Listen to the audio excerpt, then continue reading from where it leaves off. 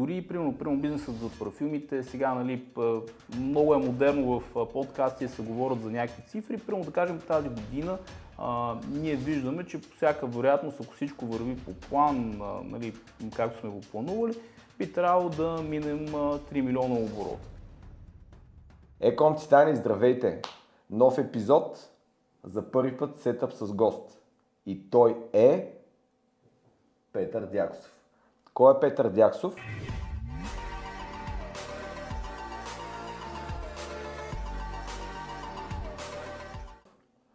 Петър Дяксов е много неща, но ще ги представя накратко, той ще влезе после в детайли. Човек със сигурност, който се занимава с онлайн бизнес от доста години, с дигитален маркетинг също. Петър е партньор в една от големите дигитални агенции Sellmax, партньор в Gomba Shop, съсобственик в онлайн магазин за парфюми, съсобственик в онлайн магазин за маркови часовници и съсобственик и съдружник и в други бизнеси, но той сега ще каже малко повече за полетите, в които работи активно. Петър, добре дошъл. Като първи гост при нас в Еком Титани, един от първите Еком Титани, които гостуват при нас. Кажи, ако искаш няколко думи допълнително за себе си, ако нещо пропускаме и след това почваме с въпросите. Ами в общи линии аз се занимавам с онлайн търговия от 2009 година, още така, когато тепърва това нещо навлизаше в България, беше много ново. Първият ми проект беше онлайн магазин, който се занимава с продажбата на маркови парфюми в България. Тогава беше едно неотъпкано поле, беше много ново, съответно тогава тепърва някакви платформи започнаха да навлизат, тепърва вече наложения платеж започна да се използва като някакъв първи начин и метод за плащане в тези години. За съжаление, тогава все още бях доста по-млад, на 18 години, приехаме да уча в Англия, въпреки че проектът ми с онлайн магазина за маркови парфюми започна добре. За съжаление, когато заминах за Англия, трябваше да го прекъсна. 2011 година пък реших отново да направя нов проект, отново свързан с марковата парфюмерия, защото това е семейен бизнес, в който аз от 13 годишен под една или друга форма съм помагал на родителите ми и го разбирам. И съответно ми беше най-лесното нещо, съответно стоката можех много лесно да си я осигуря, защото родителите ми това правиха, имаха стоката. Съответно аз реших тогава да развивам моите умения, които са свързани с онлайн продажби и онлайн маркетинг. Тогава направих нов проект, нов онлайн магазин и въпреки, че 2009 година нещата тръгнаха добре, т.е. имах вече някакви поръчки, стигаха ми парите, колкото да си купа кафе и кола, примерно да кажем в кафенето, но вече 2011 година, когато стартирах уж по-хубав онлайн магазин, тогава вече бях избрал друга платформа. OpenCart беше платформата, която бях избрал за стартирането на моят онлайн магазин. Впоследствие това стана, може би, поне за тези години най-популярната платформа, open source платформа, която се използваха онлайн търговците тогава по това време. И стартирах го, обаче нищо не се случи. Буквално пускам сайта, нищо. Първа седмица, втора седмица, трета седмица, нищо. И в един момент си казвам, нещо има тук, трябва явно да направя нещо. Нали? Не се случва така нещата, както се бяха случили 2009 година. И така, тогава осъзнах всъщност, че вече от 2009 година, ако имало примерно 30-40 сайта, които продават такъв тип стока, когато вече стартирах 2011 година, бяха 200-300. И съответно тогава осъзнах, че трябва по някакъв начин да изпъкнеш сред конкуренцията. Започнах така и в университета учих дигитален маркетинг. Имахме вече една от първите курсове за e-commerce и там имах възможност да чета повече за eBay, Amazon, за други такива успешни проекти. И почнах да експериментирам, почнах да пробвам различни неща, различни способи. Тогава пък беше много популярно SEO, Search Engine Optimization, рекламата в Google. И съответно започнах да тествам, да експериментирам. В един момент нещата почнаха да се случват. И тогава проектът ми, който се казва Fragrances BG, който в последствие се разбрахме с родителите ми, че ще ползваме техния бранд Venera Cosmetics. Просто защото в тези години нямах регистрирана фирма, съответно това беше най-бързия, най-лесният начин да се случат нещата. Техния бранд, който е установен, бранд, който съществува от 1992 година. И съответно тогава така се бяхме разбрали, че те да изпълняват поръчките, пък аз да се занимавам вече с дигиталната част.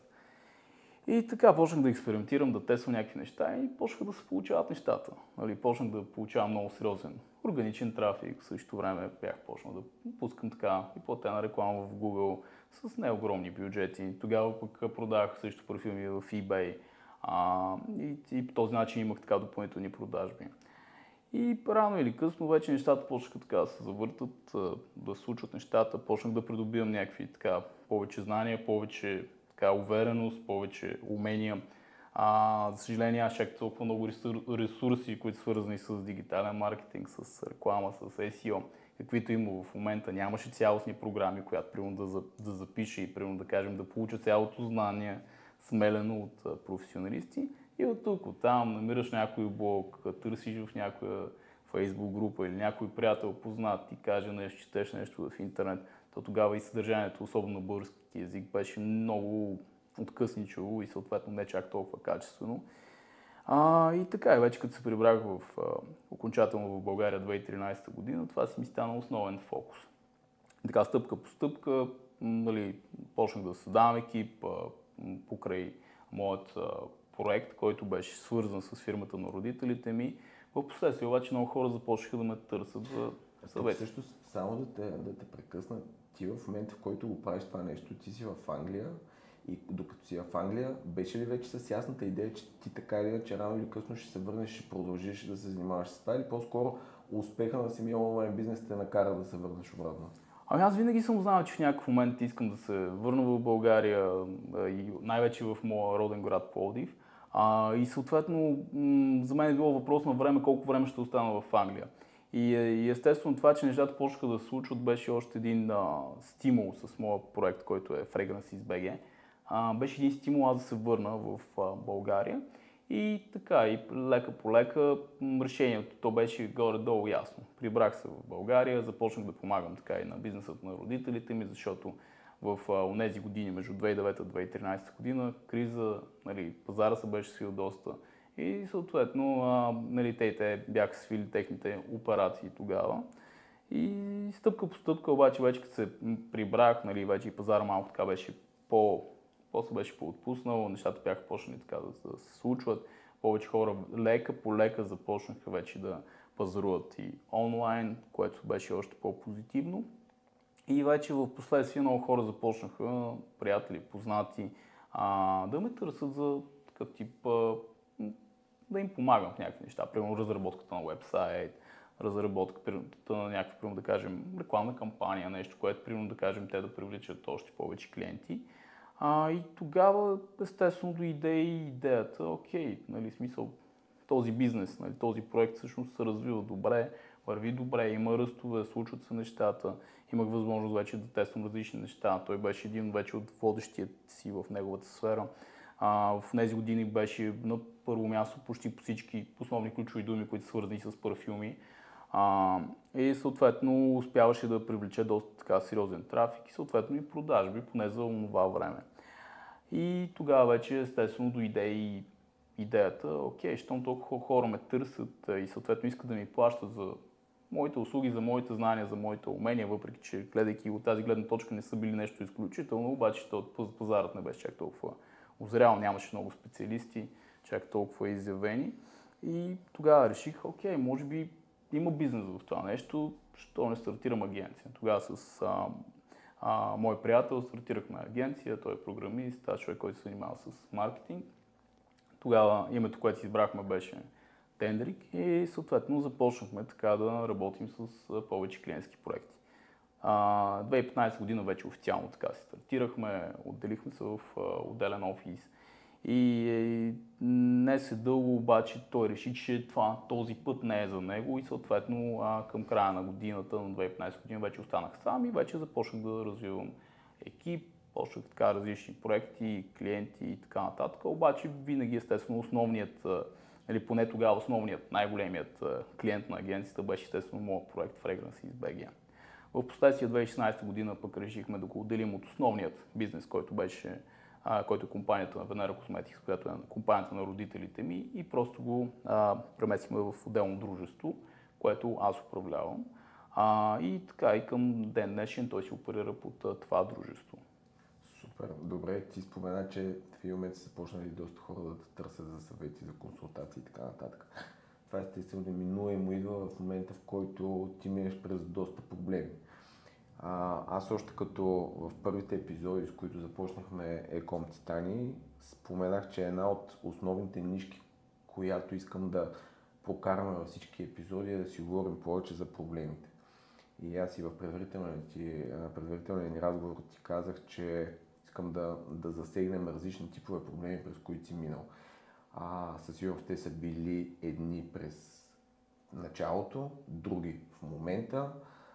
Така че, ако искаш, нека да започнем с основните трудности, които сте имали, съответно и решенията, които сте прилагали, в крайна сметка да бъдем полезни за други хора, които може в момента да са в същата ситуация. В начало проблемите, които ние имахме, бяха свързани основно с типа сток, който продавахме, именно парфюмите. Първо, един от проблемите е, че това е тип продукт, който трябва да го усетиш, т.е. да го помиришиш и съответно имаше много хора, които бяха много предпазливи към това да поръчват парфюми онлайн. В следващия момент обаче един от нещата, които имаше тогава, имаше много сайтове, които продаваха така наречените ментета, парфюми, които не са оригинални. И понеже ние продавахме само оригинални, това беше основният въпрос. Хората много се притесняваха да поръчват онлайн, защото не знаеха какво ще пристигне. Не знаеха как те да отсеят, примерно да кажем, добрите онлайн магазини от не толкова добрите, от тези, които всъщност продават реално легитимни продукти. Другият проблем беше също естествено вече и за, примерно да кажем, връщането на сток. Нещо, което вече дори го имаме и към ден днешен.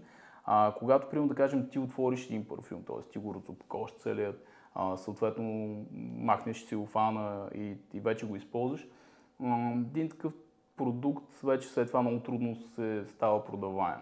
И все пак, поне и към ден днешен, ние много искаме да направим така, че каквото зависи от нас, клиентът да остане доволен. И дори няколко пъти с цената на големи компромиси от наша страна, загуби и така нататък, ние се опитваме всеки един клиент по един или друг начин той да е удовлетворен. И дори към ден днешен все още има хора, които питат дали, примерно да кажем, парфюмите са оригинални или не са. За щастие този процент става все по-малък, обаче отново го има. Хората се опасяват, примерно някой път си купуват продукт, който не им харесва или примерно не са доволни от трайността или примерно да кажем са ползвали дадения продукт примерно преди 10-15 години, обоняването им се е променило или примерно да кажем самата формула на парфюма с годините, производителите се е променили. И в един момент този аромат вече не е същия или по-скоро човека не го възприема по същият начин и съответно естественият логически развой е примерно да кажем, че ние под някаква форма сме продали продукт, който не е оригинален. И съответно тогава естествено клиентът не е доволен, тогава естествено правим всичко възможно и клиента да ни го върне, възстановяваме пари и така нататък.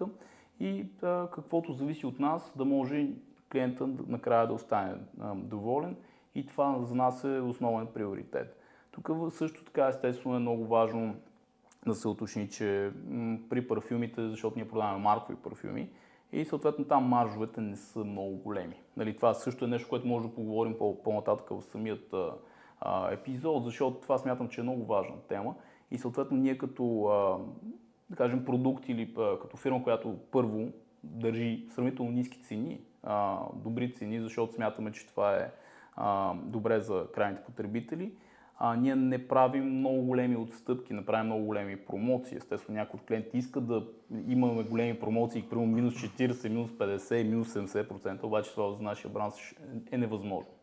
И когато има такъв тип промоции, те по-скоро има голям шанс те да не са истински, или по-скоро продуктите, които се продават, да не са оригинални.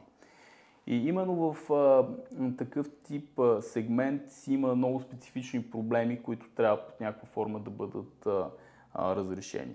Естествено, вече имаше и проблеми в самото начало, типа на хората, те просто не знаеха как да си направят поръчка. И съответно ние се опитвахме да ги образоваме постоянно, да им кажем, да стоим на телефона, съответно да ги подтикнем те да си завършат целият този процес, защото за нас базата данни и клиентите, които, примерно да кажем, регистрират поръчка, за нас това е много важно и ние знаехме от ден едно, че това в някакъв момент ще ни бъде доста силен актив, който ние може да използваме в последствие. И дали с имейл маркетинг кампания, нали, примерно още в годините, когато нямаше GDPR, нали, ни беше много по-лесно, то нямаше чак толкова такива софтуери за автоматизация. Просто пускаш така един имейл с най-новите продукти, с промоции и такъв тип неща на всичките ти потребители. Няма значение за записали са, не са записали. Естествено, в последствие съобразихме с всичките изисквания, които трябваше да има и така нататък. Но именно благодарение на това нещо, че ние се опитахме да образуваме нашите клиенти и да им помогнем, ние успяхме с времето да монетизираме тази база данни на наши клиенти. Защото дори към момента ние имаме много голямо количество лоялни клиенти. Примерно за нас лоялен клиент, имаме такъв тип група в нашия онлайн магазин. Това са хора, които са направили поне 10 поръчки през сайта и поне 1000 лева оборот. И съответно те влизат в една такава лоялна група, която получава отстъпка. За съжаление, отстъпката е малко, само 2%, но те получават достъп и до други специални предложения, които също така те не са активни на сайта. Другото нещо е, примерно да кажем, когато имаме черен петък кампания или някаква друга такава кампания, този тип лоялни клиенти, те имат достъп до тези промоции по-рано от другите хора.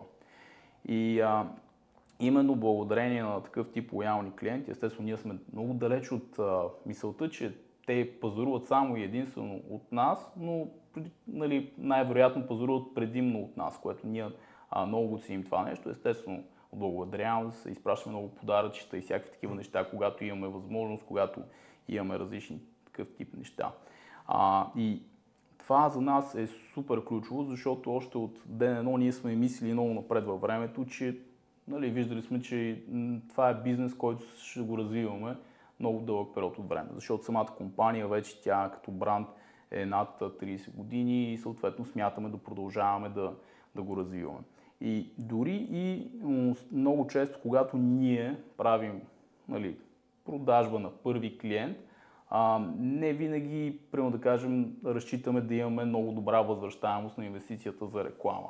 Нали, въпреки ниските маржове, ние не държим да печелим от първата една-две покупки. Ние по-скоро вече почваме да печелим от хората, които са доволни и които все пак продължават да поръчват от нас. Нещо, което аз се гордея е, че имаме много добър, бих казал, customer support. Нали, съответно сме си успели чрез системи, чрез call center система, който е изцяло вътрешно организиран. И съответно именно нали, тези хора, те разбират така доста добре това какво предлагаме, съответно се опитват да помогнат максимално много на клиента и винаги се опитваме какъвто и проблем да има, да стигнем до някакво адекватно решение. Нали, даже примерно за сравнение може да влезеш на нашия сайт Fragrances.bg и примерно в една от платформите в България, може би една от най-популярните платформи в България за сравнение на цени, пазарувай.com, там в сравнение с всички останали играчи в сектора, даже смятам, че много други онлайн магазини, имаме мисля, че 97% активни. 3121 мнения. Да, и това са официални от платформата, която тя изпраща на клиенти, които са направили поръчка през сайта и те са верифицирани. Тоест, нали, платформата знае, че това са реално съществуващи клиенти, които са завършили поръчка през нашия онлайн магазин и съответно те просто оставят ревю. И естествено... Това за какъв период горе-долу? Кога сте пазарували? Ние от пазарували сме от много време, обаче тази програма може би я стартирахме преди около година и половина, нещо такова. И съответно това също ни кара постоянно да се опитваме да държим едно добро ниво. Другото нещо, което примерно ние имаме, че може би над 90% от поръчките, които са направени през деня, примерно да кажем до към 3 часа и нещо, те обикновено биват изпращани още на същия работен ден. Нещо, което също така е много съществено при нас, че ние работим само с налична стока. Тоест стока, която е при нас на склад в нашия логистичен център, от който тя бива изпратена.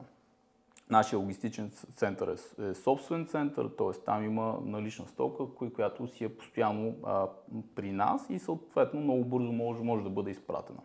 Сега в някакъв момент сигурно са мислими варианти, които евентуално да работим и с някакъв по-голям срок за доставка, защото в момента е примерно от 1 до 2 работни дни, нали, нещо, което да кажем много от конкуренти няма как да успеят толкова бързо да реагират. И съответно в някакъв момент може би ще видим и други варианти, в който примерно да кажем да имаме примерно в някой от партньорите ни някой от външен склад или нещо такова, но за момента ние целим ефективност. Това съответно има някои лимитации, като например, че не може да поддържаме огромна база или огромен капацитет от продукти, защото все пак ние сме лимитирани. Тук не говорим, че имаме само по една бройка от дадени продукти, защото някои вече имаме по нали, 20, 30, 50, 100 броя от дадените продукти. И вече в някакъв момент ще мислим нали, в по-напред в бъдещето, евентуално дали да не вкараме такъв модел, но поне към ден днешен това е на лице, именно тази ефективност и може би заради това до голяма степен клиентите са доволни от нас и от нашето обслужване. Вие имате и физически магазин към Точно така, да. Това също ми е много любима тема. Как си взаимодействат един с друг, реално онлайн с офлайн, как си помагат и по време на кампании, примерно, има ли някакви препратки едното към другото. Това също според мен ще е интересно, тъй като този хибриден модел все по-популярен е и доста онлайн магазини го практикуват. И от офлайн към онлайн, и от онлайн към офлайн. Супер, много ти благодаря за въпроса. Като цяло фирмата през годините е стигала до някъде, мисля, че ако не се лъжа, 6-7 магазина, фирмени магазина, които е имало в Пловдив и в Приморско също така. Като вече в последствие по ударение или в следствие от кризата, много от магазините ги затворихме, останахме само с един фирмен магазин. Тогава в тези години, като фирмата се е занимавала и преди това с продажбата на косметиката, дистрибуция в цяла Южна България и на така доста сериозни брандове като L'Oréal, Garnier и много други. И вече в последствие фирмата специализира само в маркова парфюмерия и съответно това става основният фокус на компанията. И тогава оставаме и до ден днешен с един физически магазин, който е в град Пловдив. И именно с този физически магазин да кажем, първите години на стартиране на онлайн магазина, естествено, нали, доста хора го знаят, съответно отиват, пазаруват, обаче не е основна, бих казал, че нали, не прави някакви сериозни обороти. Обаче в последствие, когато стартираме така по-сериозни рекламни кампании, тогава в първите години така, нали, вече навлезли в Facebook, нали, в смисъл изцяло органично, в последствие като се спуснаха и платената нали, реклама, която пък имаш възможност с доста малки бюджети да постигнеш много голям рич, нали, нещо, което примерно в момента може само да мечтаем за такъв тип златни времена. Имаше възможност за всякаквите игри и всякакви такива лайфхакчета, така да може да увеличиш примерно твоите последователи на страницата. И това нещо видяхме, че даде много директно отражение, нали, без да променяме нещо, без да има нали, външна реклама или друг тип такъв. Буквално имахме ръстове от година към година нали, по 200-300% нали, в оборот. Реално не сме имали друг тип реклама или друг тип позициониране в физическо, освен дигиталното. И съответно това нещо всяка година нали, и до ден днешен ние продължаваме да достигаме съответно нали, нови още по-добри резултати в физическия магазин. През първите години имахме нещо, което пък беше малко по-особено и много клиенти не го разбираха. Цените, които ни бяха всъщност в онлайн, те бяха много често и различни от цените, които бяха в физическия ни магазин. И това беше просто защото поне първите години решихме, че ще следват различна ценова политика, защото когато си онлайн, съответно ти се конкурираш с много други магазини, които са онлайн. И съответно пък решихме да има по-различна ценова политика в физическия магазин. Нещо, което беше грешка. Нали, в последствие в един момент уеднаквихме цените и съответно да започнахме да си ги синхронизираме чрез посредством складовата ни програма. Тук хората всъщност идват в магазина, там цената е една, онлайн е по-висока реално. Много често по-ниска. Нали? Онлайн е по-висока, в физическия магазин по-висока. Да, в онлайн по-ниска, съответно физическия магазин така по-висока. И те го виждат онлайн?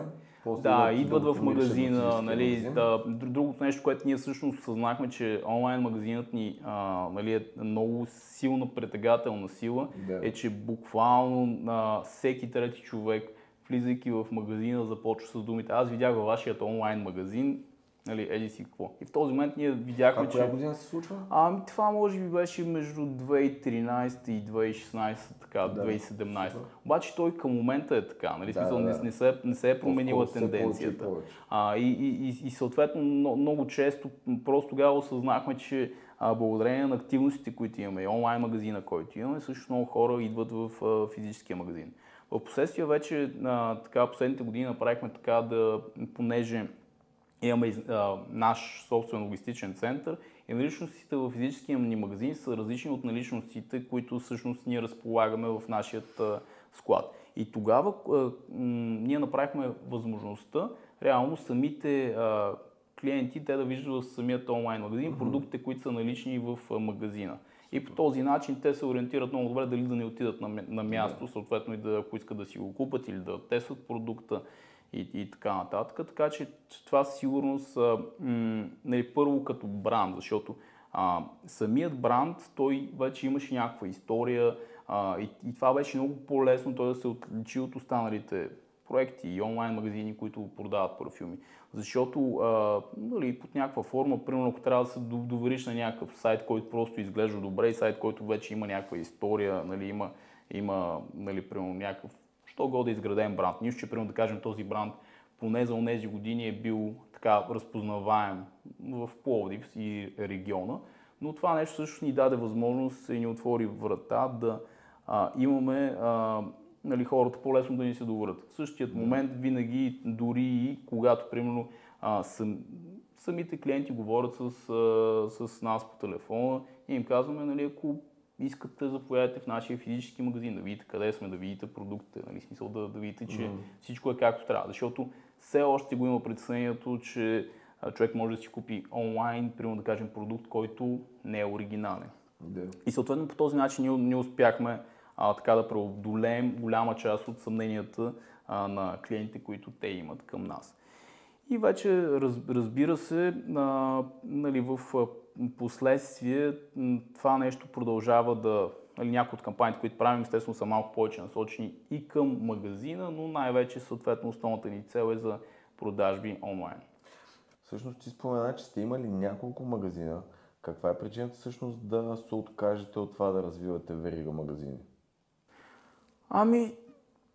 То причините са много. Сигурно са причината, поради която трябваше да затворим много от магазините, беше породена и също естествено от финансов елемент.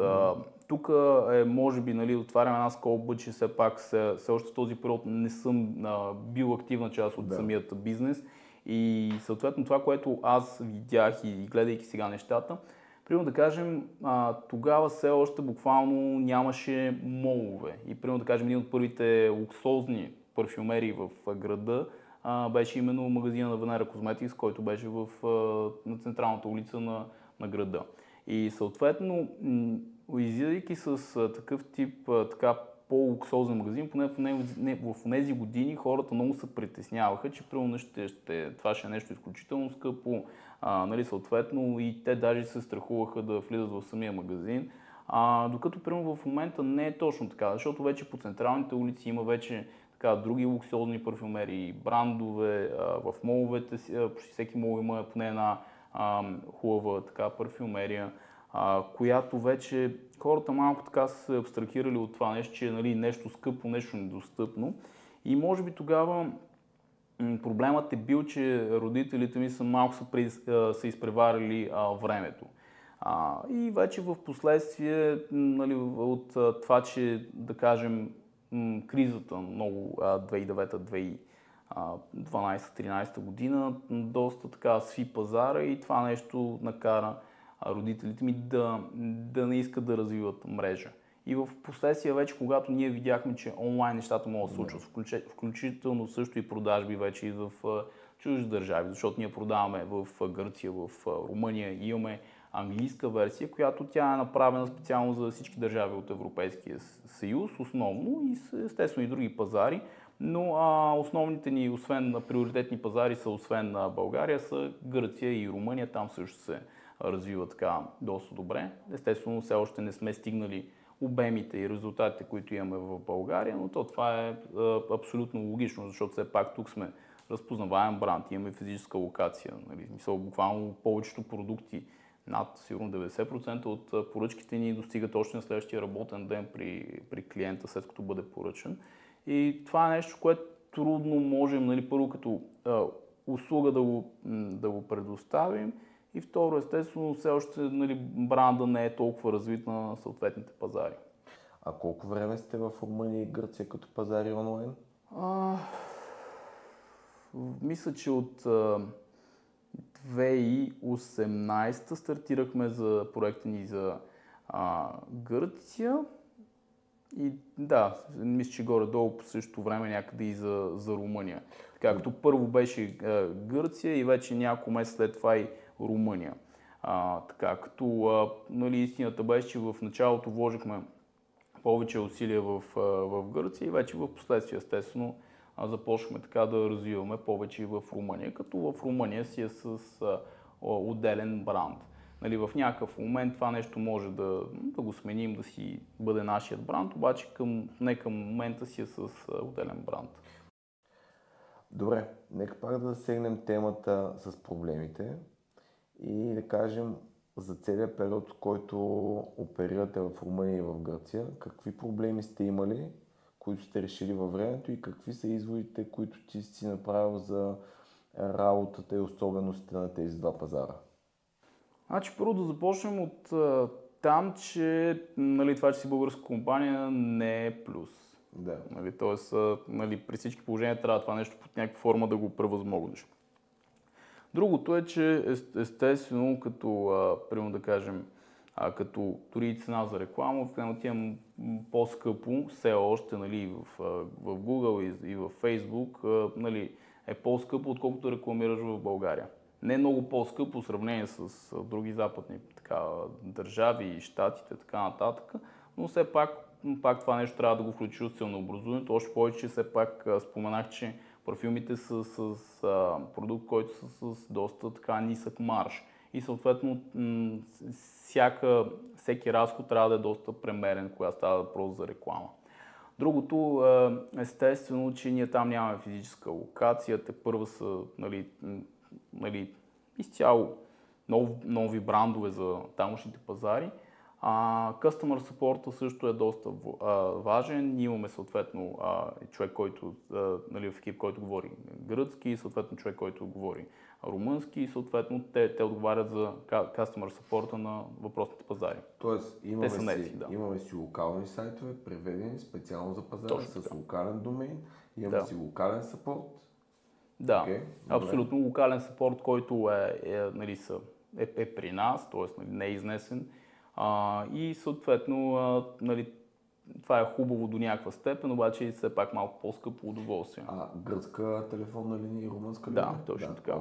Нали, те много често даже не разбират, че ние сме българска компания. Естествено, ние не сме го прикрили чак толкова много, ако някой иска да разбере, те така ли иначе разбират. И друг проблем, който има повече на тези пазари, това е за невзетите пратки. Мисля, това като процент е доста по-голям, поне от нашия опит, отколкото, примерно да кажем, в България. И това естествено си е някакъв казус, защото даже цените за доставка са малко по... А процента на невзетите пратки е все така голям и на двата пазара или има някакви разлики? Горе-долу на моменти е доста сходен. Окей. Нали, вече в Гърция там си има доста специфики, примерно да кажем малки островчета, така нататък, там пък нали, примерно куриерите по-рядко достигат и малко е така, нали, и пак си има някакви региони на Гърция поръчваш всъщност да се рекламира основно в началото? Да кажем основно мейнленда. Сега, извинявам се, чуждиците, нали, основната част на Гърция, по-големите градове със сигурност.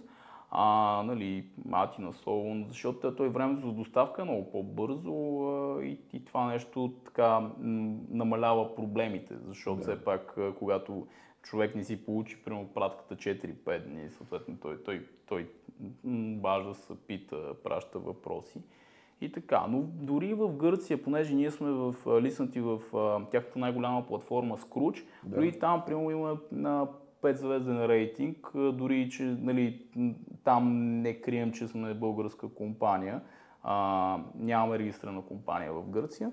Дори там пак успяваме явно да доставим поне за тамошните стандарти добро обслужване, което пак казвам, то не може да се сравни с обслужването и бързината, с която ние реагираме в България.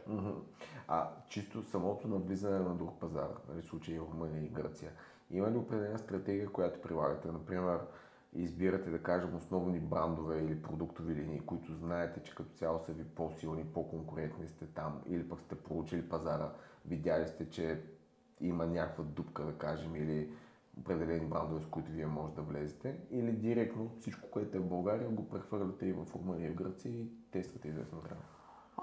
В общи линии пускаме цялата ни продуктова линия, без да се съобразяваме, просто виждаме там, понеже и за Гърция, и за Румъния имаме различна ценова политика. Примерно да кажем, в Гърция цените са ни по-високи, отколкото в България, а в Румъния са ни малко по-високи, за да може да компенсираме по-скъпата реклама, цена за доставки и така нататък, защото ние предлагаме и опция и за безплатна доставка също така. И съответно, когато ние стартираме, първо адаптираме си сайта, виждаме всичко да го изпипаме. Имахме два, да кажем, недобри опита за превод на нашия сайт с българи, които уж добре разбират гръцки, обаче преводите се оказа, че те са просто не окей. И буквално гърците като ги видят и веднага им става усещането, че нещо не е както трябва. В самите преводи, съответно и имахме този проблем и примерно и с румънска версия в последствие и тогава вече си работим, когато става въпрос за преводи и такъв тип неща с native хора, т.е. native тамошни хора, които да разбират добре езика, защото си има определена терминология, която трябва под някаква форма да бъде спазена и съответно това е така един урок, който дори в първите един-два превода да не са ни стрували толкова скъпо. Те всъщност в последствие ни се отразиха доста, защото при първите опити буквално удряхме на тотална града. И вече последствие, като поправихме преводите, нещата като бяха явно доста по-логични за тамошните онлайн потребители, вече оттам нататък нещата се получиха, така че лека по лека започнахме така да се развиваме и вече естествено виждаме на базата на определените пазари, естествено какъв тип продукти, какъв тип марки върват и работят. Примерно да кажем в Румъния някой път примерно случва някакъв продукт, става хит там и в някакъв момент имахме един продукт наскоро, сега в момента му забравих името, обаче буквално в рамките на 24 часа, ако не се лъжа, изкупиха над 20 или 30 броя от самият продукт различни хора. Да. Просто да кажем в някакъв момент, примерно този продукт става хит точно в Румъния, явно сравнението и като цена примерно е доста по-атрактивен и така по този начин виждаме, че има интерес към самият продукт и вече така адаптираме. Обаче по-рядко опитваме се на базата на цялостният ни опит, цялостните данни, вече по този начин да видим какъв тип продукти реално да се поръчат и какъв тип продукти да имаме. Като изключим такива инцидентни пикове, чисто като номенклатура, има ли някакви, тъй като вие сте в сегмент, който са по-масови продукти, има ли съществени разлики в бестселерите, да кажем, в България, Румъния и Гърция? Има, да. При всички положения има, но не са чак толкова съществено, защото някои продукти, да кажем, те като са добри, съответно и популярни, те обикновено са популярни на всичките пазари. Но естествено, нали, за нас винаги ни е бил топ приоритет българския пазар и вече, нали, като в последствие, чак тогава, нали, въобще мислим и за нали, коя става въпрос за Гърция и за Румъния. Но като видим, че нещо естествено върви, няма значение от кой от пазарите, нали, се опитваме да бъде снабден. Да, добре. Ти се занимаваш с дигитален маркетинг от доста години. Как според тебе през последните 4 години се измени маркетинга, по-скоро дигиталния маркетинг, и какви са нещата, които според тебе всеки един онлайн магазин, въобще като похвати, трябва да прилага, за да има успех? Що взето задължителните неща? Да. В общи линии, нали, първите години, когато аз стартирах, беше много популярно SEO-то. Нали, това беше много ново, съответно нямаше чак толкова много сайтове, нямаше толкова много конкуренция. Много лесно можеш да изкараш сайта на първи позиции и съответно да започнеш да привличаш един доста добър трафик и съответно това нещо генерира продажби директно. Първите години, според мен, масово хората не разбираха толкова много, не следяха толкова много данни, нали, в Analytics и в други платформи. И това лека по лека с времето започна да става по-лесно и съответно да имаш така доста по-пълни данни, по-пълна картинка. В последствие, нали, Facebook така доста почна да, нали, както се казва, почна да избухва, всички вече искаха да са Facebook, всички така, нали, бяха много ентусиазирани да имат страници, да имат там хиляди последователи, къде платени, къде не платени. И съответно да правят различни, имаше игри, кампании, всякакви такива giveaway, сега в момента е модерно, тогава просто им казахме игри. И съответно, нали, примерно, сподели тази снимка, този пост, покани приятели, коментирали и така нататък, нали, са възможните неща. Това естествено трупа някаква аудитория, нали, но всъщност, нали, какви продажби генерира, това вече, нали, абсолютно друга тема.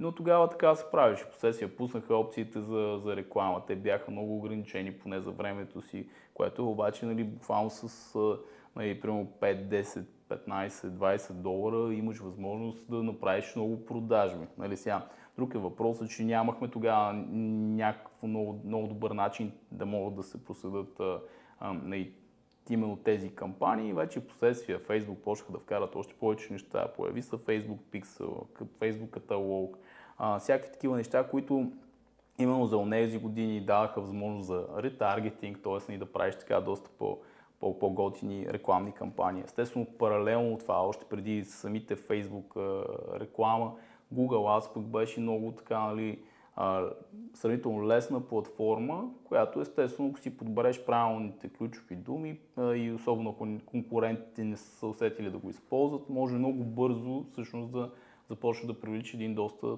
добър трафик, който ти генерира продажби.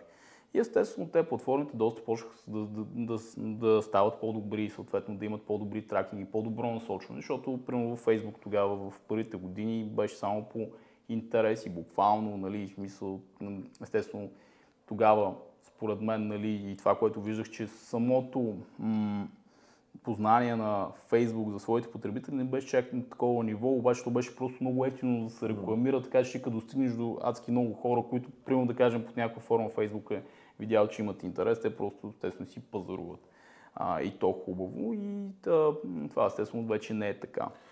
Тук, между другото, понеже казваш, това вече не е така. Особено има ниши, които са доста наситени. Там какво трябва да се прави според теб в момента, за да може този проблем да се преодолее? Това, което ние виждаме в SEOmax и съответно, понеже работим с много онлайн търговци и им помагаме и се опитваме да ги консултираме по най-добрият начин, всъщност, че първо трябва продуктът по една или друга форма да има някакво конкурентно предимство. Нали, сега в случаят, който е, нали, примерно и Fragrances.bg и нали, на Venera Cosmetics, магазинът ни, на TimeDix, който е свързан с марковите часовници, там вече това са маркови продукти, които там много е важна и, нали, първо как представяш продукта, цена, така нататък, обаче когато ти, примерно да кажем, имаш свой собствен продукт или примерно искаш да представиш свой собствен продукт, тогава е много важно под каква форма нали, той стои спрямо конкурентите, какви конкурентни предимства има, съответно нали, дали цената му е достатъчно адекватна, дали е представен по най-добрия възможен начин, дали са всякакви са възможни визуални елементи, снимки, видео, така нататък. И понеже вече почти всякакви ниши под някаква форма, те са вече така доста, имат много конкуренция, трябва да има нещо, което да ги отличи, защото ако няма нещо, което да ги отличи, да имат конкурентно предимство, те почти нямат никакъв шанс. Защото винаги ще има някой, който може просто да даде малко повече отгоре, нали, пари да те аутспенде, т.е. нали, да вкара още повече пари и да обере тази аудитория. Обаче в края на деня все пак трябва да се направи нещо, което под някаква форма да е по-добро, поне в някакъв аспект от останалите, защото иначе няма шанс. Да. Между другото, тук можем да прелеем към следващата тема, свързана с TikTok, защото преди да пуснат рекламата за TikTok в България, нали се коментираше точно това, че реално в TikTok получаваш доста по-голям органичен рич. Много по-лесно стигаш до гледания, последователи и така нататък. И още тогава се коментираш, че всъщност в момента, в който се пусне рекламата в TikTok, органичният рич ще започне да пада, което се случва и в момента. Всъщност, подели, вие от известно време използвате конкретно лице, което снима за вас в TikTok. Какъв е ефектът от това конкретно върху TikTok профила и тествали сте го това нещо в реклами и какъв ефект има от тези реклами? Да, значи като цяло все пак нали, да се върна малко и назад, съответно нали, това нещо първо се забелязва в Facebook, това нещо се случи в Instagram също така в последствие, което нали, пак беше голям бум. Естествено, паралелно имаше и някакви други социални мрежи, като нали, недоносчето на Google+, което нали, до никъде не стигна. Нали, Snapchat също в България под никаква форма нали, не проби в нашия регион, защото те просто намериха адекватен начин да могат фирмите и реално фирмите профили да рекламират. И така, естествено, нали, това нещо сега го виждаме и в TikTok. Нали, в началото нали, виждаме, че нали, особено по-младото поколение е там. Нали, вече не само най-младите са там, нали, нека да избягаме от тази парадигма.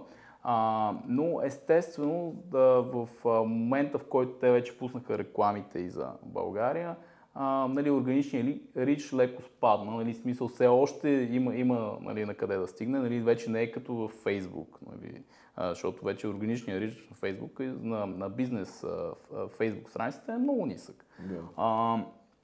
И съответно това, което ние естествено, нали, даже може да се каже, че малко се и позабавихме от началото на тази година, започнахме така активно да създаваме съдържание за TikTok с определено лице, с дама, която нали, лично аз първо познавах от преди това и второ тя отговаря на нашият таргет профил на клиенти, към които ние се стремим. И съответно започнахме да създаваме съдържание, нали, къде е хумористично, къде е така реклама, опитахме да направим някакъв микс, някои от видеята естествено стига така до доста хора, примерно нали, десетки хиляди и така нататък. И в същото време нали, допълнителната ни амбиция за това нещо беше някои от видеята, които виждаме, че се представя добре в TikTok, ние също ги споделяме също и в Facebook, и в Instagram и по този начин всъщност нали, един тип съдържание ние го дистрибутираме на няколко места.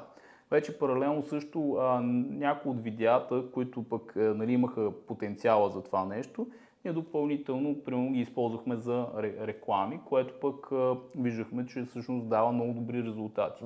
Именно нали, в момента и при много други наши клиенти на агенцията, нали, ние виждаме, че такъв тип така да кажем, по-естествено съдържание, което в TikTok примерно се представя добре, то се представя добре много често и на рекламите. Естествено зависи какво е видеото, каква му е целта, дали пък примерно да кажем и другото, дали всъщност има възможност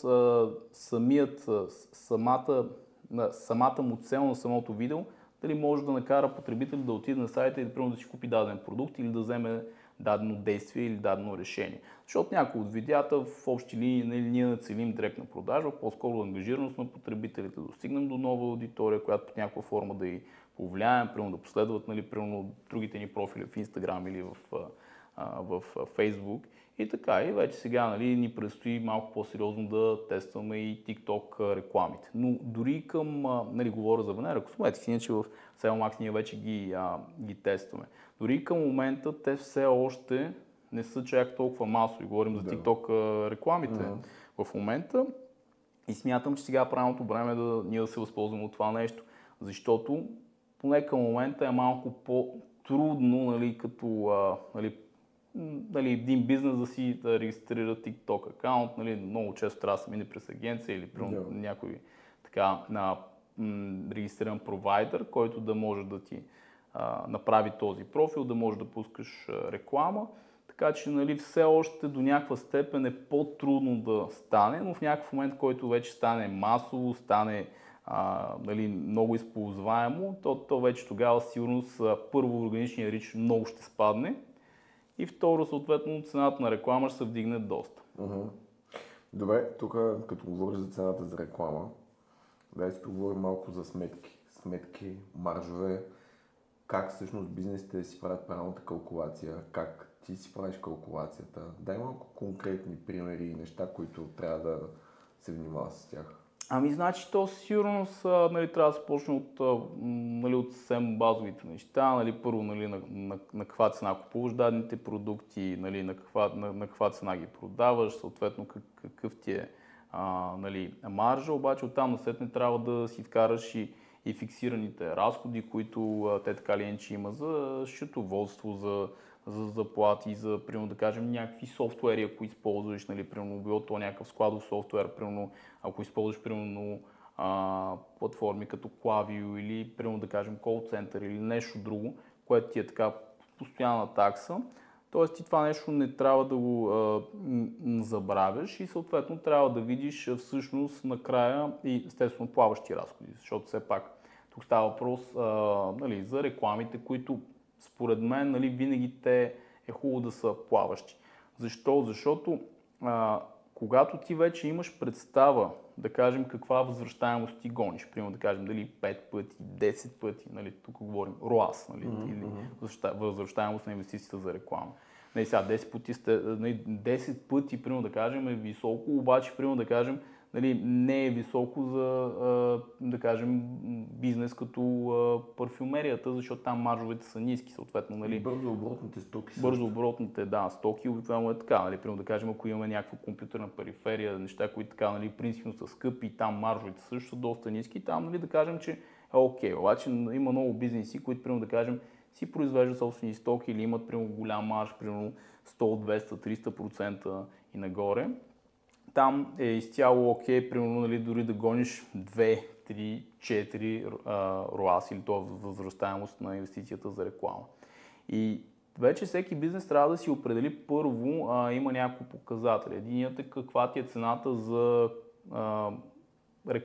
конверсия, т.е. нали, за една продажба, най-общо казано.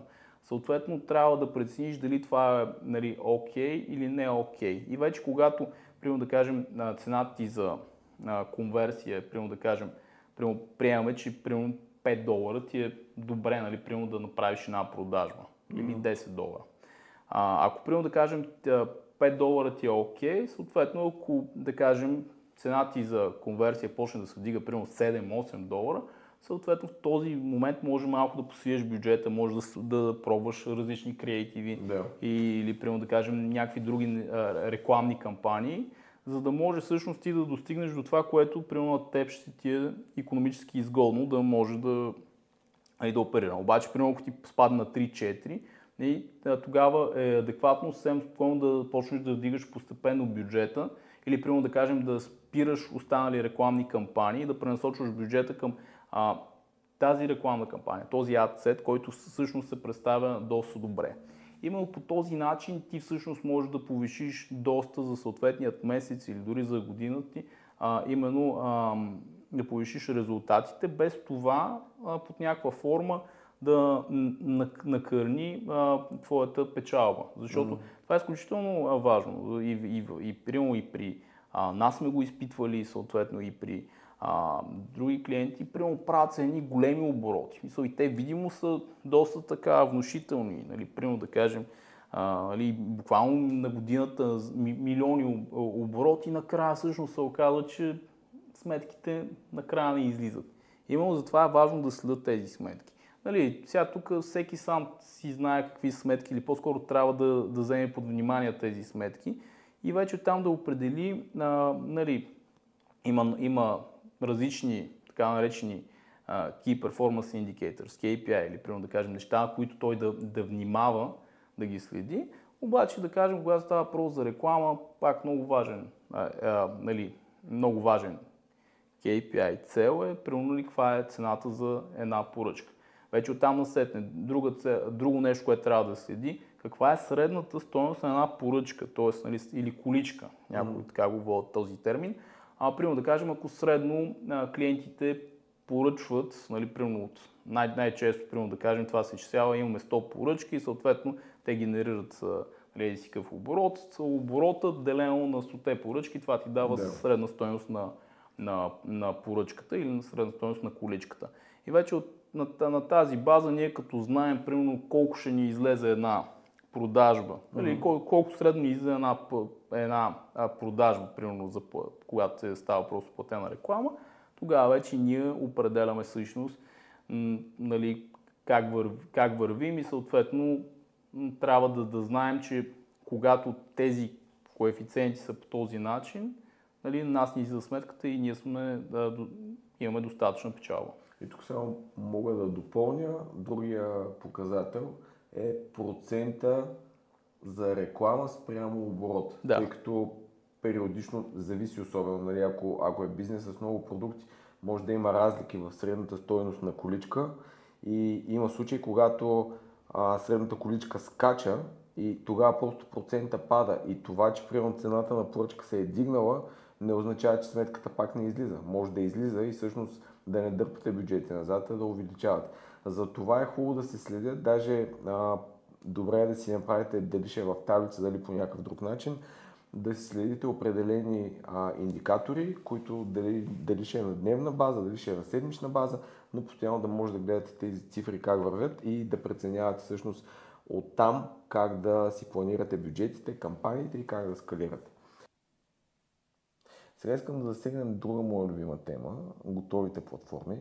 Кога те са подходящо решение за онлайн търговците, за кои онлайн търговци и какви са плюсовете, когато използваме готов тип платформи, тип SaaS решения? Да, много хубав въпрос. Ще започна от там, че като цяло в първите години на моят онлайн опит и въобще и на опитът ни в агенцията, ние не харесахме много SaaS системите, обаче това е абсолютно нормално, защото те тогава не бяха толкова развити, както са в момента. И съответно, нали, ние смятахме, че Open Source като решение, нали, е възможно най-доброто.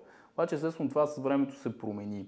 В последствие в SEOmax ние станахме първо препоръчан партньор от GombaShop, която е една от първите български SaaS платформи и нали, може да се каже, че така лично за мен е нали, едно от бих казал, доброто решение на база цена-качество, което в България се предлага за българския пазар. Нали, слагаме едно уточнение, защото, примерно да кажем, ако искаш да продаваш в Щатите или там някъде в UK, примерно, Shopify, нали, кога става въпрос за SaaS или за решение, е по-добрия вариант. За България смятам, че това е GombaShop. И вече оттам в последствие се появи възможността началото на годината, аз и моят съдружник Любомир Атанасов, реално ние да станем партньори, съдружници в GombaShop. Но преди това ние имахме възможност да тестваме тази платформа, да разработим немалко магазини на наши клиенти и съответно видяхме, че това е много добро решение. То е много добро решение, но за стартиращи и за нови онлайн магазини и нови проекти. Защото това са различни неща. Имаме клиенти, примерно да кажем, които ние те решават да тестват някакъв продукт. Или, примерно, да кажем, искат да са сигурни дали платформата или техният онлайн магазин всъщност е достатъчно добър. И вместо, примерно, те да инвестират, примерно, за разработването на нова система, която, примерно, нали, ще им отнее хиляди, десетки хиляди левове, по-добре да се тества, примерно, да кажем, с направата на един бърз, просто онлайн магазин на Игомба, защото това нещо става буквално за 2-3 дена, ти го имаш този магазин, буквално можеш да почнеш да продаваш и то е направено лесно и работи. В същото време е евтино.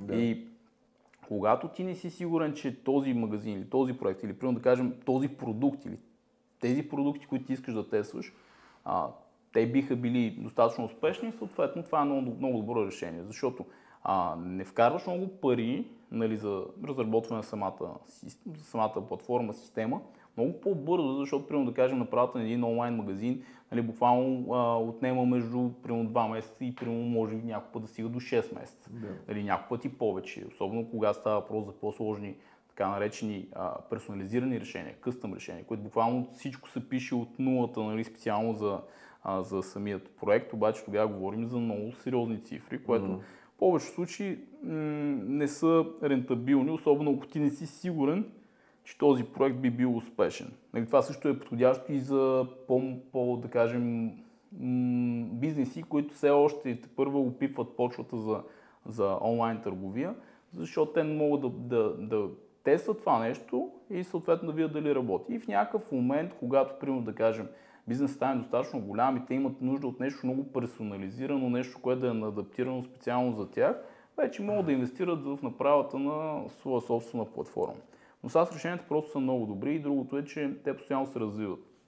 Тоест, примерно да кажем, имаш, примерно да кажем, Facebook пускат Conversion API, примерно да кажем, примерно Consent Mode и GDPR преди време, се възможно нали, неща.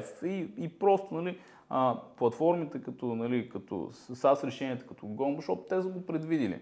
Нали, сега вече, ако примерно ти имаш някакво open source решение, това ще си изисква някакъв, примерно да кажем, инсталиране на някакъв модул или примерно някой програмист да седне да направи тези неща, пак си изисква някакъв ресурс, някакво време, а пък то вече SaaS решение, то ти е готово и то е възможно за всичките клиенти на платформата и това го прави много удобно. Проблемът е, че от гледна точка на персонализиране и примерно да кажем неща, които ти искаш да имаш индивидуални функционалности, няма как да се случи, защото системата е направена все пак нали, да е достъпна за голям брой потребители.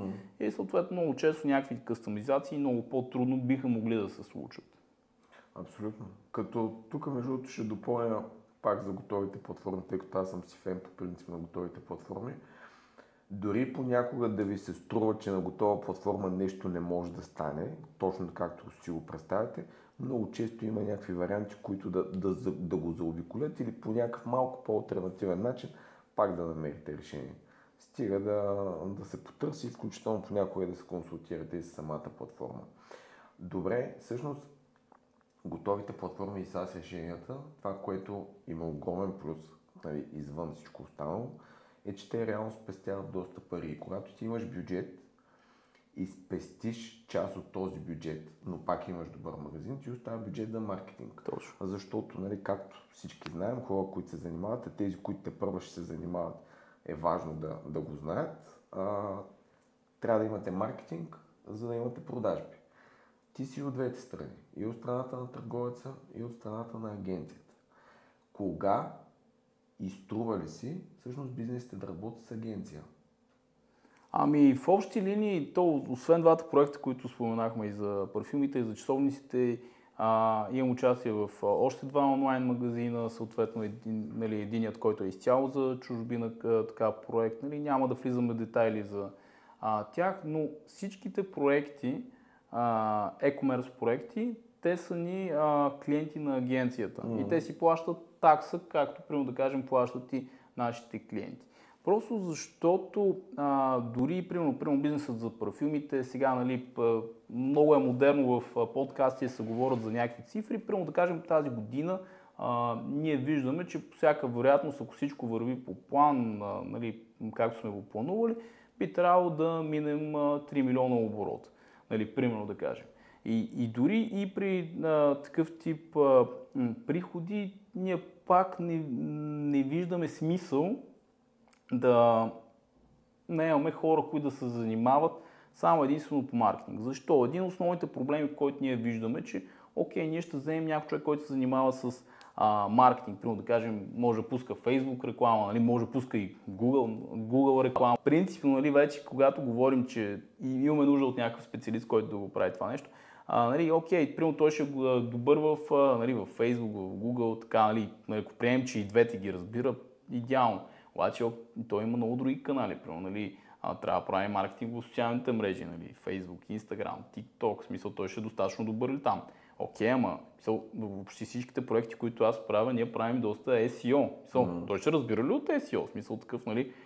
Или окей, примерно да кажем, че той е някакъв много добър, смисъл, нали? Като мен. Не, ще шегувам се.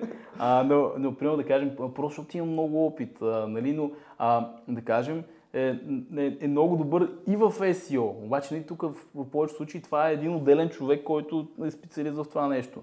Обаче е хубаво, той дори да е специалист в SEO, ми трябва някой да пише и текстове, съдържание, т.е. трябва някой, примерно, копирайтер нали, да вземем. Оттам насетне, смисъл, нали, хубаво, обаче, примерно, за един SEO специалист той има нужда от много платени инструменти, а те са доста скъпи. И съответно в следващия момент ти, ако трябва да му осигуриш този набор от инструменти, изведнъж става една огромна сума, която, ако я сравниш с една такса за агенция, примерно да кажем, която е 1000, 2000, 3000, 5000 лева, тя просто не достига, нали, не достига капацитета, ако ти, примерно да кажем, си наемеш няколко човека, примерно 3 или 4 човека, които се занимават с маркетинг. Защото, окей, хубаво те се занимават с маркетинг, но примерно един от тези хора трябва да е дизайнер, примерно, или поне трябва да използваш някаква дизайн услуга, защото нали, това да има човек, който се занимава с маркетинг и да прави дизайн е много рядко или в повечето случаи дори този човек да е много добър в маркетинга, в смисъл сигурно дизайнът може би няма да му е чак толкова добър. И ако искаш ти много добри дизайни, нали, примерно да кажем, трудно той ще е толкова добър в тях. Другото, окей, хубаво, той прави дизайни, ама видя кой ще ти прави. Сега в момента е много популярно. И в един момент се оказва, че ти имаш нужда от много различни специалисти, които, нали, ако ти намериш някой хибрид, който да, нали, човек, който да е всестранно развит, обаче той никога няма как да е много добър във всяко едно от тези направления. И за един бизнес, който, нали, дори да прави така доста сериозни обороти, много често му е по-евтино той да наеме агенция, защото в агенцията обикновено, тук говорим за добрите агенции, защото примерно в SEO Max ние сме близо 30 на човека и примерно да кажем ние правим услуги, които са свързани с онлайн реклама, нали, тук говорим, Мета, Facebook, Instagram, нали, Google реклама, вече така отскоро и TikTok реклама, маркетинг в социалните мрежи, Facebook, Instagram, TikTok и LinkedIn. Отделно имаме графичен отдел, който се занимава с графичен дизайн и видеообработка и анимации. В другият ни отдел, който е SEO отделът ни, който има SEO специалисти. Тук между другото, като кажеш SEO, да те питам, защото ти си от хората, които са фенове на SEO, ти си започнал с SEO в самото начало. Кога един бизнес трябва да почне да набляга на SEO? Един бизнес трябва да започне да набляга SEO, когато вижда пред себе си, че този бизнес ще оцелее и ще работи минимум 3 години напред. Минимум, нали, по възможност да има перспектива за 5. Добре. Защото инвестицията, която правим, няма значение сега, нали, нещата, които правим сега, нали, те ще дадат за SEO, те ще дадат отражение след месеци.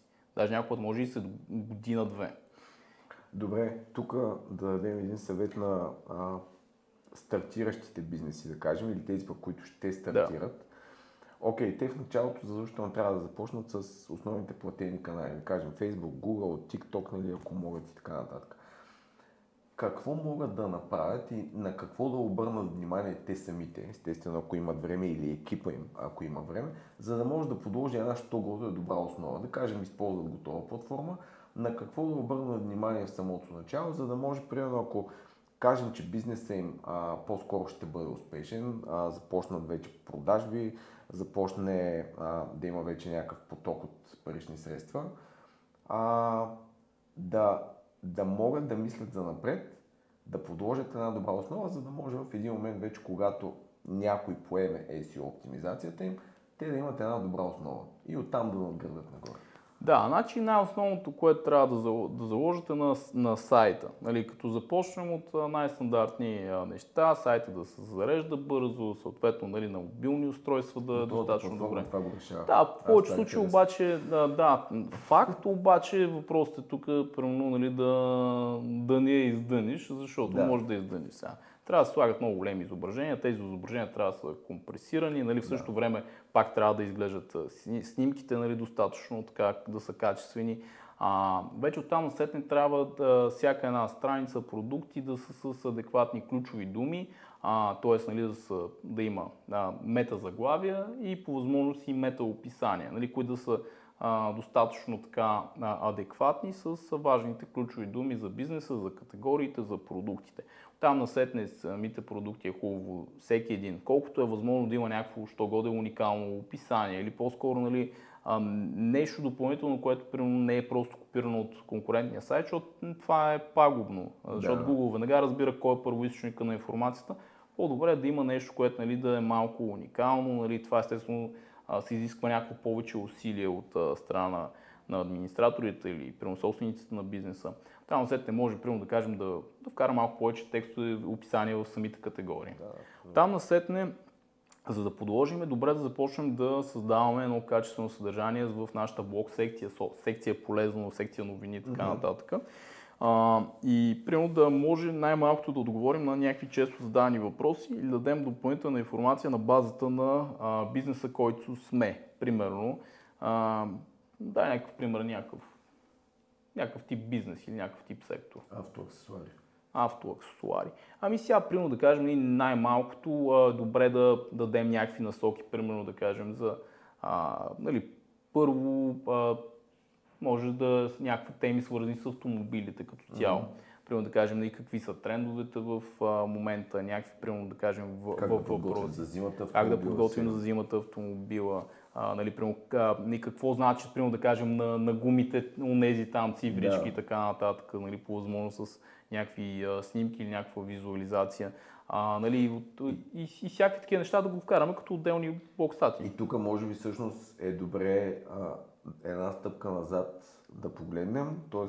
към кои категории искаме да направим оптимизацията или към кои продуктови групи и покрай тях да създаваме съдържание. Да, и търсим най-лесно, примерно това става, ние започваме примерно да питаме клиентите или по-скоро виждаме те какво търсят или като се обадят по телефон, какво питат. И на тази база на такива често задавани въпроси, естествено хубаво е да има и такава секция в сайта, ама тя повечето пъти не се и чете.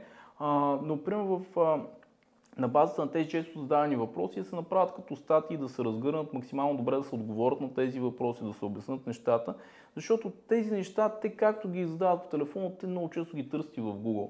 И това най-малкото би вкарало доста свеж и то целенасочен трафик, който е свързан с нашият бранш или ниша, която ние искаме да развием. И по този начин, когато ние имаме качествено съдържание, сайтът е добре структуриран, Google пък много по-лесно би решил да позиционира нас като бранд спрямо другите конкуренти. Защото целта на Google е да даде най-добрия резултат. А можем ли да дадем рецепта за това как трябва да бъде структурирана една статия? То по-скоро най-важното е първо да установим какво съдържание да пишем и след това трябва да видим първо, нали, няма универсална рецепта, защото примерно сега кажем една статия трябва да е 1000 думи. Окей, да, но не всяка статия трябва да е 1000 думи. Някои статии трябва да са и 2000 думи, защото темата е много популярна. Там насетне вече, когато се вземе това съдържание, трябва да се види на базата на въпроса или ключовите думи, които ние искаме да позиционираме, примерно въпросната статия, какви резултати има, какво съдържание вече има създадено. Ако видим, че примерно конкурентите ни примерно са написали статия от 500 думи, така нататък, редно е ние да помислим да напишем статия 700-800 думи, така да разширим темата, да има още повече качествено съдържание, което пък Google да реши в някакъв момент да позиционира наша статия, не тази на конкурента. И има по този начин ние да сме по-добри. Нали, случаят няма смисъл, ако просто конкуренти са написали много така, тънишко съдържание, което нали, не е толкова разпространено, няма смисъл ние да пишем някаква дълга статия от 5000 думи. Нали, точно в този пример. Обаче, ако видим, че нали, конкуренцията е написана едни големи, хубави статии, добре обяснено с графики и въобще нали, изображения, значи ние трябва да направим още по-добра статия, че да може тази статия да има възможност да се класира по-добре. И естествено, той има много други фактори, които това нещо го оказват. Другото нещо, което също може да е някакъв плюс, примерно да кажем, Google също харесва, когато има външни линкове, които да водят към нашия сайт. Нали, тук говорим в различни други сайтове. Примерно в медии, примерно да кажем, в други сайтове на партньори, примерно ако има как да се позиционираме наше лого с линк или примерно да кажем някъде да ни споменат. Или пък, примерно да кажем, се правят някакви пиар активности или пък, примерно, някаква благотворителна активност или да кажем самият собственик говори някакви конференции или ходи на някакви събития. И много често има възможност да се изградат едни първо споменавания на бранда, които те така ли, че това са неща, които работят позитивно, но и препратки, линкове, които да водят към самия сайт. И това е още едно доказателство за алгоритъма на Google, който го следи, че всъщност сайтът е авторитетен и предизвика авторитет. Защото все пак Google трябва да класира милиони, даже да не казвам милиарди сайтове, които той трябва да определи кои са по-качествени и кои не. Да, добре, можем ли да кажем тогава, че е добра практика за стартиращите бизнеси всъщност да направят следното. Дори да няма бюджет, нали, някой да им поеме, да им управлява цялото SEO, примерно периодично, ако имат възможност, да заделят бюджет за публикации във външни медии, които да бъдат, да речем, с по-висок ранг и евентуално да имат дългосрочна стойност за техния сайт. Google да го разпознае като по-авторитетен. Абсолютно да. Това е допълнителен плюс, особено когато става въпрос за и национални медии или, примерно да кажем, сайтове, които са по-профилирани и свързани с тематиката, която ние сме. Примерно да кажем, ако продаваме женски дрехи, примерно да кажем някакъв сайт, който се пишат за жени, за майки, за всякакви такива неща. Нали, те са много адекватни да имаме линк от там и съответно такъв тип линк би ни донесъл доста голяма стойност. Така че е хубаво периодично, когато имаме възможност да се възползваме от това нещо. Другото е, че такъв тип статии те остават в времето и съответно дори и когато примерно вече започнем да работим по-усилено по SEO-то, те винаги ще си оказват някакъв плюс. Естествено може да видим и всъщност какви външни връзки имат конкурентите към тях и съответно ако видим, че те имат в определени сайтове външни връзки, е хубаво ние да намерим начин да си осигурим външни връзки от точно тези сайтове. Защото в някакъв момент целта е, ако искаме да бием нашите конкуренти, трябва да сме поне толкова добри, колкото тях и по-добри. И вече в последствие да помислим още от какви сайтове да направим така, че да имаме външни връзки. Сега тук пак естествено става въпрос с някакъв бюджет, защото много от тези сайтове, медии, те си искат някакво заплащане да могат да публикуват статия, която е свързана с бизнеса, което си е изцяло окей. Другия вариант, ако има как това нещо да го предизвикаме да се случи безплатно, примерно да сме част от някакви асоциации, някакви организации, примерно да кажем аз съм към момента съм част от управителен съвет на Българска e-commerce асоциация, примерно да кажем, ако сте онлайн търговец и примерно станете член на БЕА, Българската e-commerce асоциация, вие ще имате пълноправен член, казвам. Вие ще имате линк към вашия сайт, от един авторитетен сайт, като Българската e-commerce асоциация. И това важи и за много други асоциации и браншови организации. Има естествено и много други начини, по които ние да се здобием с такъв тип линк. В същото време пък може естествено приятели, познати, хора, които имат сайтове, блогове, под някаква форма да напишат нещо хубаво за нас. Когато примерно правим някакви пиар активности, кампании, някакви, които са с обществена значимост, може изцяло естествено ние да получим такъв тип външни връзки, без да си плащаме за тях. Така че това е също много готино. Варианти има много, но просто това трябва да е като някаква цел и целенасочено действие. Ясно. Добре.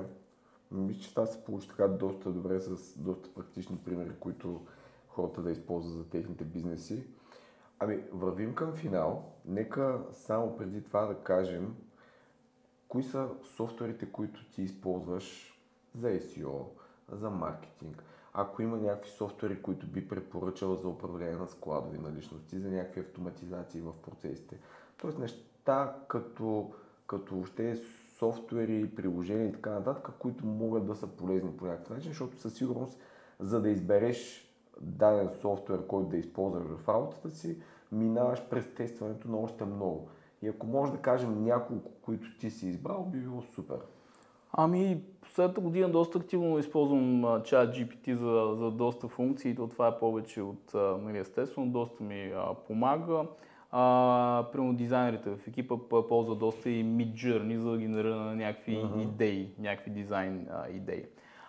Освен това, примерно да кажем, софтуер, който ползваме в нашия екип, който се занимава с маркетинг в социалните мрежи, Social Pilot, защото ни дава възможност първо да изкарваме бързо отчети и също да може да си планираме различни публикации за различни типове клиенти. Друг софтуер, който така използваме преди за имейл маркетинг и автоматизация, използвахме много Klaviyo, но в момента виждаме, че платформата The Marketer се справя много добре и съответно даже някои от нали, бизнесите, които ползвахме активно Klaviyo, сега вече го пренасочваме към The Marketer и това е така доста добра, адекватна платформа. Примерно от гледна точка на управление на наличности с складов софтуер, който примерно всъщност два от бизнесите, които имаме, използваме примерно Prim, нали, така също е доста добро решение. Нали, вече за определен тип бизнеси може да има нужда от друг тип такъв софтуер, който да трябва да управлява примерно наличности и така нататък. Друг софтуер, който така използвам за SEO, да, а сега ще препоръчам няколко.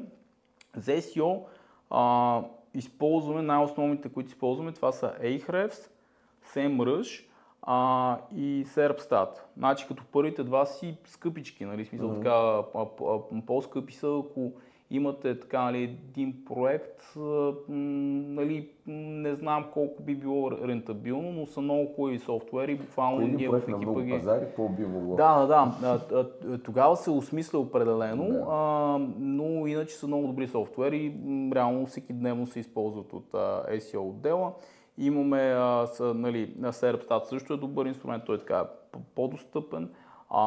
Друг софтуер, който така използваме, NetPeak Spider, примерно да кажем за скролване на вебсайтове, за откриване на грешки, това нали, за SEO ни трябва доста. Ползваме и някои така малки тулчета, като NeuroWriter, мисля се казваше, той беше примерно за някой път за създаване на съдържание. И естествено ChatGPT също се използва, дори помагат на някои от копирайтерите, когато примерно искат да, нали, примерно си направят някакъв бърз ресърч за теми, които не са толкова така популярни. Може би това са така от най-основните, които бих така споменал и които така на дневна база използвам. Сигурно може и да има някой, който сега в момента не се сещам, но да кажем, че това са така най-основните. Добре. Вървим към финал. И накрая искам да съчетаем две практики, които съм виждал в други подкасти. Съчетаваме два въпроса. Първият е: кой според теб трябва да гостува в канала Ecom Titani? И втория е: на следващия гост какъв да бъде въпросът, който да зададем? Така, не съм мислил върху тези въпроси, просто защото сега ги чувам за първи път. Така, може би ще е готино да поканим Иван Александров от eBack, защото той има много интересна история, нали, много неща, които да разкаже. Още повече той е в такъв сегмент, който тепърва така, последните години се разви доста в България, именно поръчването на храна онлайн. Какъв въпрос може да зададем? Кое е било най-голямото предизвикателство или трудност, на което се е натъкнал в неговата работа? То всъщност това може да не е въпросът, който ще зададем точно на Иван Александров, но ще е въпрос, на който ще зададем всъщност на следващия ни гост.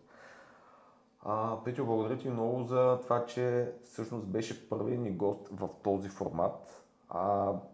Изтърпя неща, които се случваха като за първи подкаст, за което ти благодаря още веднъж. Мисля, че се получи доста добре.